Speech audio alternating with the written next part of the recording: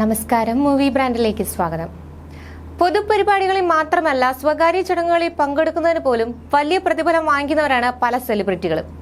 കഴിഞ്ഞ ദിവസം നടന്ന മുകേഷ് അംബാനിയുടെ മകന്റെ വിവാഹ ചടങ്ങുകളിൽ പങ്കെടുക്കാൻ പ്രമുഖരായ പല ബോളിവുഡ് താരങ്ങളും കോടിക്കണക്കിന് രൂപ പ്രതിഫലം വാങ്ങിയെന്ന റിപ്പോർട്ടുകൾ പുറത്തു വന്നിരുന്നു.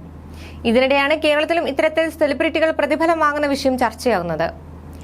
കേരള സർവകലാശാല കലോത്സവത്തിന്റെ ഉദ്ഘാടന സമ്മേളനമായിരുന്നു വേദി. യുവജനോത്സവത്തിൽ അതിഥിയായി എത്തുന്ന സെലിബ്രിറ്റികൾ വന്ന വഴി മറന്ന് വൻ പ്രതിഫലം കൈപ്പറ്റുന്നത് അവസാനിപ്പിക്കണമെന്നായിരുന്നു വിദ്യാഭ്യാസ വകുപ്പ് മന്ത്രി വി ശിവൻകുട്ടി അഭിപ്രായപ്പെട്ടത്. കൊല്ലത്ത് സമാപിച്ച സംസ്ഥാന സ്കൂൾ കലോത്സവത്തിന്റെ ഉദ്ഘാടനത്തിന് തന്റെ ക്ഷണം സ്വീകരിച്ചെത്തിയ നടൻ മമ്മൂട്ടി പ്രതിഫലം വാങ്ങിയില്ലെന്നും സർവകലാശാല കലോത്സവം സാമ്പത്തിക ബുദ്ധിമുട്ട് നേരിടുന്നുണ്ടെന്നും കലോത്സവം ഉദ്ഘാടനം ചെയ്തുകൊണ്ട് ശിവൻകുട്ടി പറഞ്ഞു.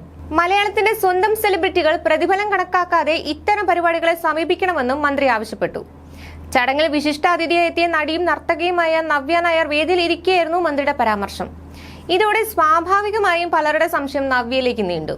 എന്നാൽ പരിപാടിയിൽ പങ്കെടുക്കാൻ താൻ ഒരു രൂപ പോലും പ്രതിഫലം വാങ്ങിയിട്ടില്ലെന്നായിരുന്നു നവ്യ വ്യക്തമാക്കിയത്. താൻ വന്ന വഴി മറക്കില്ല.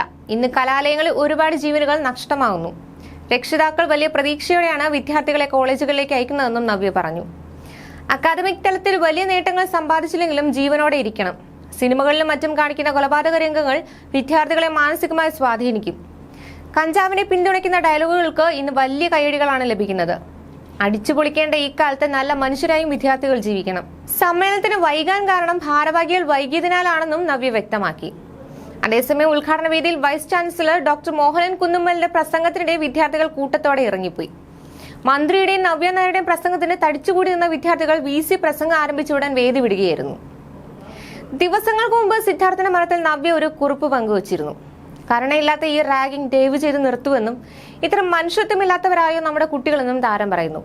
യാതൊരു രാഷ്ട്രീയവുമില്ലാതെ ഒരമ്മ എന്ന നിലയിൽ ആ കുടുംബത്തിന്റെ ദുഃഖത്തിൽ പങ്കുചേരുന്നുവെന്നും താരം ഫേസ്ബുക്കിൽ പങ്കുവച്ച പോസ്റ്റിൽ പറയുന്നു. ഫേസ്ബുക്ക് പോസ്റ്റിന്റെ പൂർണ്ണരൂപം ഇങ്ങനെ: RIP സിദ്ധാർത്ഥ്. എന്തൊക്കെ പ്രതീക്ഷകളോടെയാണ് മക്കളെ നമ്മൾ പഠിക്കാൻ വിടുന്നത്. കരുണയില്ലാത്ത ഈ റാഗിംഗ് ദയവ് ചെയ്ത് നിർത്തൂ. ഇത്ര മനുഷ്യത്വമില്ലാത്തവരെയോ നമ്മുടെ കുട്ടികൾ. ഞങ്ങൾ മാതാപിതാക്കൾ മക്കൾ ജീവനാണ്, പ്രാണനാണ്. കൊല്ലരുതേ. ഏറെ വേദനയുടെ ഒരു രാഷ്ട്രീയവുമില്ലാതെ ഒരമ്മ എന്ന നിലയിൽ ആ കുടുംബത്തിന്റെ ദുഃഖത്തിൽ പങ്കുചേരുന്നു. NB. ഈ പോസ്റ്റിന്റെ താഴെ സംഘി, കമ്മി, കൊങ്ങി എന്നൊക്കെ പറഞ്ഞ് പിറകെ വരരുത് എന്നപേക്ഷ. ഇങ്ങനെയായിരുന്നു നടിയുടെ കുറിപ്പ്.